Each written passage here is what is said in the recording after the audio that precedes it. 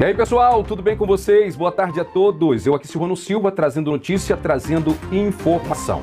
Os Repórteres Sem Fronteira trouxeram uma matéria que está rodando pelo mundo, denunciando a China, que se a China tivesse deixado a informação vir à tona, o mundo saberia do corona muito antes, mas não conseguiram impedir porque a China escondeu. São dados que demonstram aí o passo a passo de como a China trabalhou. Eu vou repercutir isso com vocês agora. Mas não esqueça, deixa bastante curtida, compartilha esse vídeo com todos os seus amigos e vem comigo!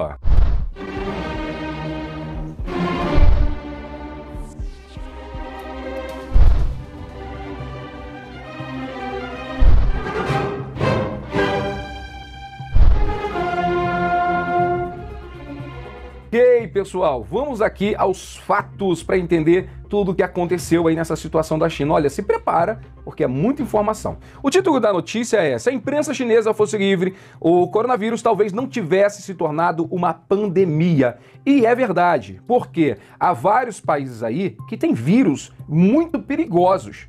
Mas, como há uma atenção especial, ninguém escondeu nada, o governo desses países consegue controlar e manter a situação retida, né? A China não, a China escondeu. Então dá uma olhada nisso aí do Repórter Sem Fronteira, dá uma olhada, olha isso aí.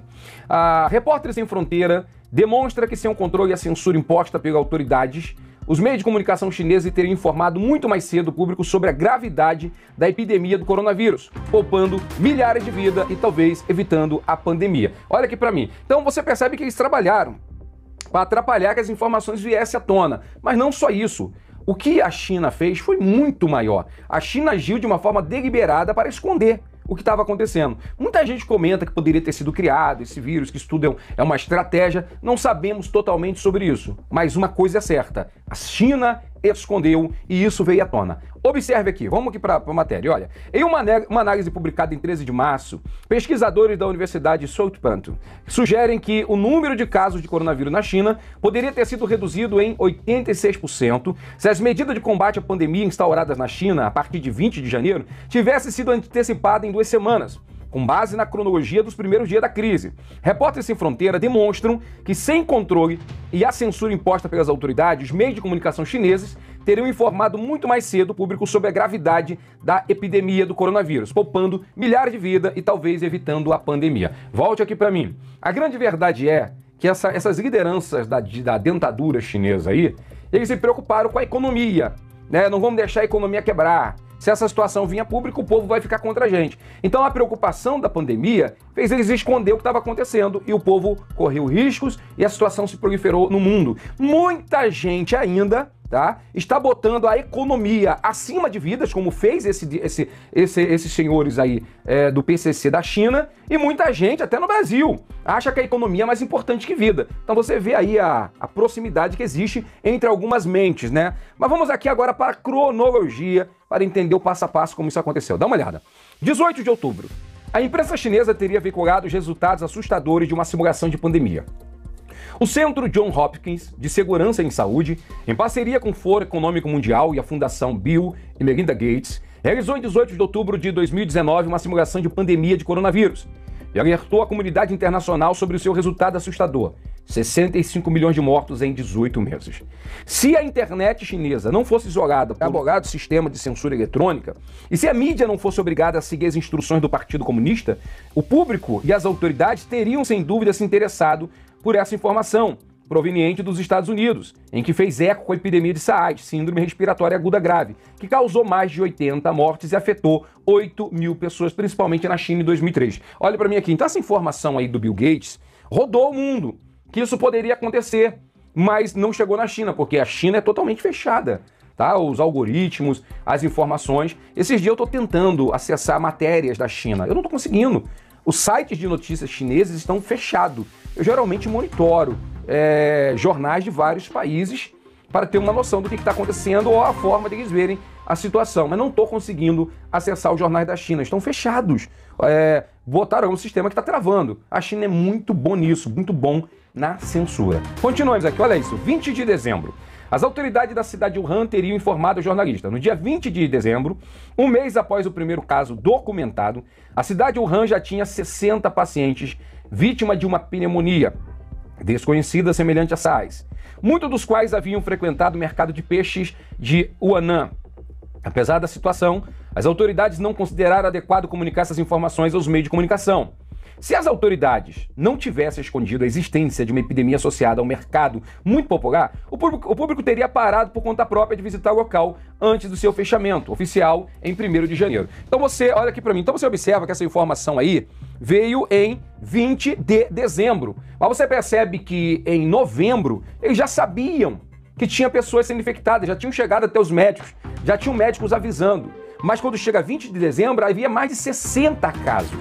E os chineses não sabiam, os médicos não sabiam, mas não deram a mínima. E pelo contrário, esconderam as informações para não envolver a economia, para não parar o comércio. Novamente, os chineses botam o comércio acima de vidas. E muitas pessoas em alguns países, até no Brasil, estão botando o comércio e o trabalho e a economia acima de vida, como o partido chinês fez também.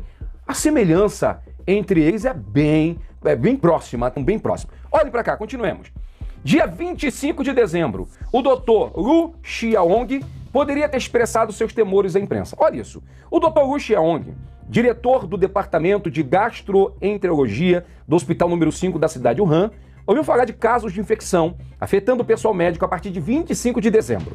E suspeitou desde a primeira semana de janeiro que a infecção fosse transmissível de humano para humano. Observe isso.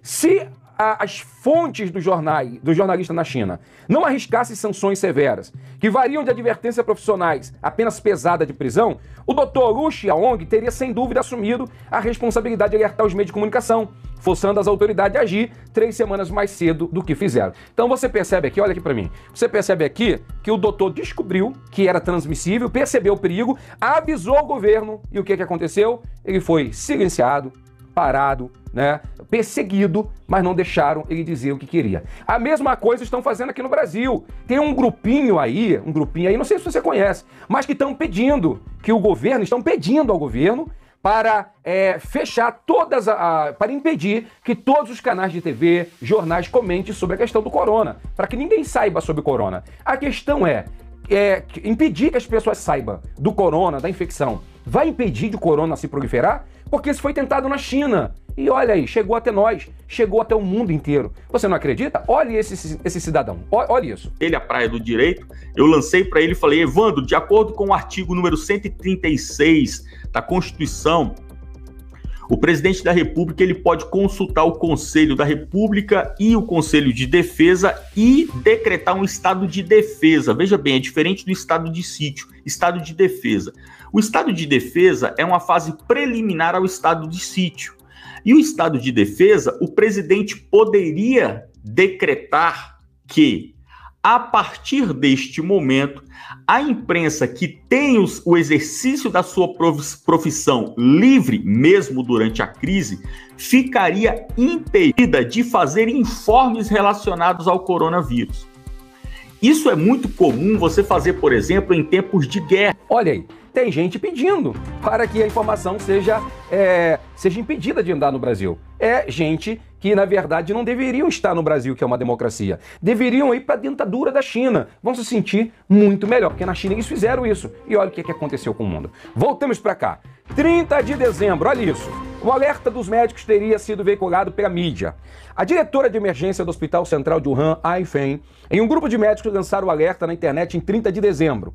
8 deles, incluindo o médico Lin Weiying, mais tarde morto em consequência da doença, foram interpelados pela polícia no dia 3 de janeiro por circular rumores falsos. Olha! Aí o jornal diz: se desde essa data a imprensa e as redes sociais tivessem conseguido veicular livremente as informações transmitidas pelos médicos que lançaram o alerta público, teria se conscientizado do perigo, impressionado as autoridades a tomar medidas que limitassem a propaganda de vírus. Observe aí que foram vários médicos, soltaram o alerta na mídia. Aí rapidamente vinha o governo, da China e diz que eles estão espalhando fake news para apavorar o povo. E aí, meu amigo, botaram medo nele, disseram que ia aprender e aí conseguiram impedir que as vozes conscientes dissessem a verdade. Será que tem gente aqui no Brasil hoje que está querendo também que ninguém mais comente sobre o coronavírus? Parece que tem. Tem pessoas que estão dizendo que os médicos que estão contando os números reais é tudo fake news.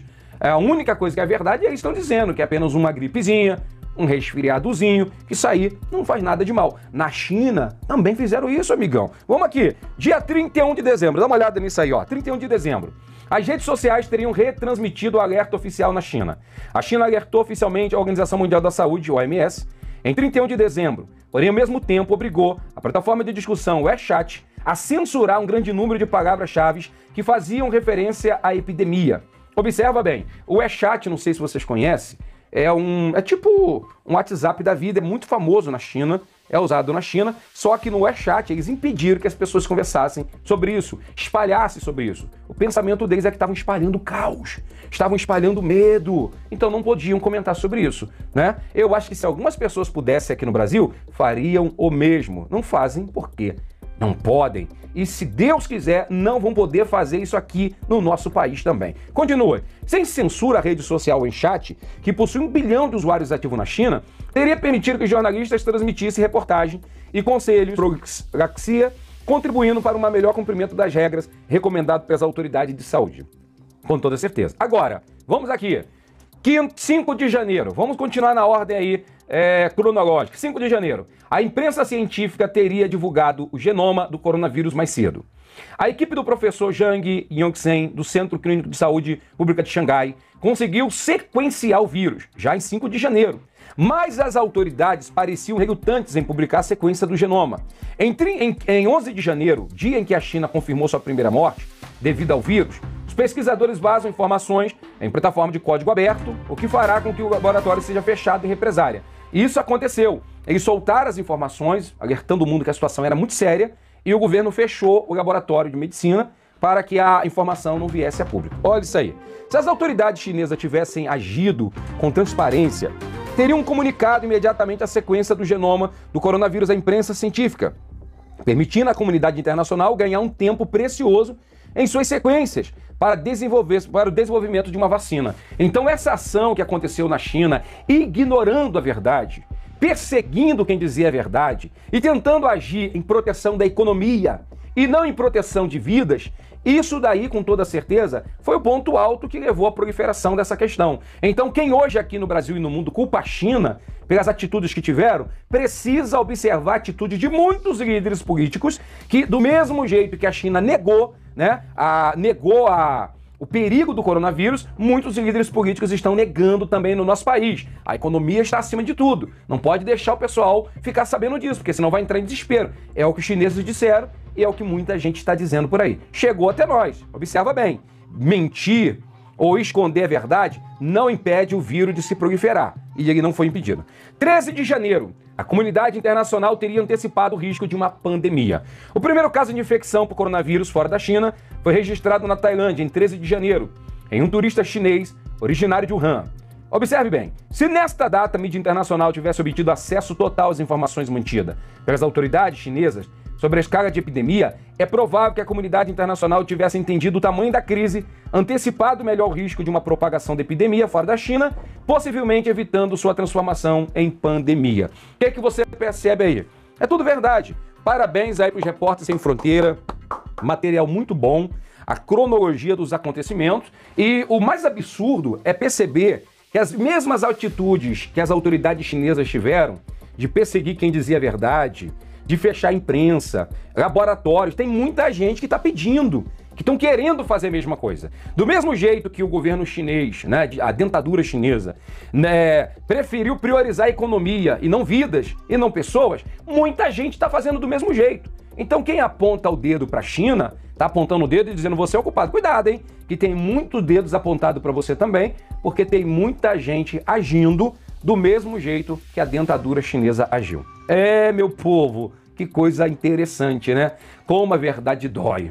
A verdade é inexorável. Muito obrigado, carinho da sua audiência. Eu continuarei aqui firme com vocês, trazendo a verdade. Doa quem doer, perdendo ou ganhando. Tamo junto pelo Brasil. Tome muito cuidado, proteja a sua família e siga as orientações científicas e sanitárias, ok?